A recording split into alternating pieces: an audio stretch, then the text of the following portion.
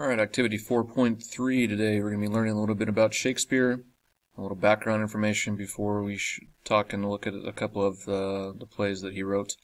So our learning targets: analyze information about Shakespeare and his society in response to research questions, and write an explanatory text explaining research and provide basic bibliographic information about sources. And then always use varied sentence structure. So as you read the article, it says, underline words and phrases that answer the research question, who was Shakespeare? Okay, so that's what you're looking to highlight as you read. So go ahead and pause as you read and highlight, and also the, as always, the words, unknown words and phrases.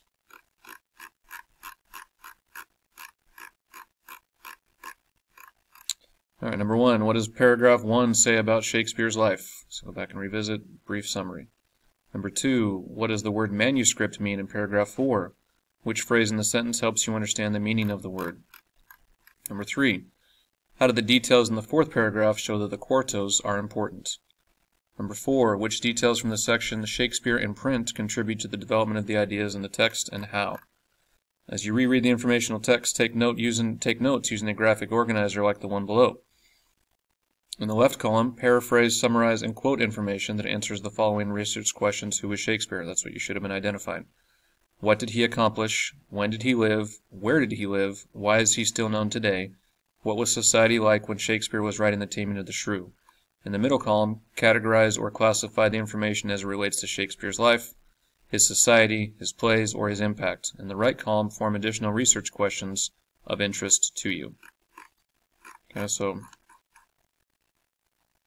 follow this. It doesn't give you a ton of space to write, so just do your best. You should be able to fill those boxes up easily using the who, what, when, where, why questions that reporters use, those traditional questions.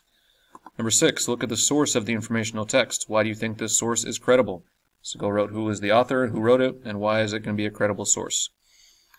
Number 7, brainstorm how you could use multimedia to clarify ideas and add interest to a presentation of this information. So what could you add, for example, graphics, images, music, or sound, to make this more interesting to students? Number 8, writers create a bibliography to give full credit to the sources from which they cite information.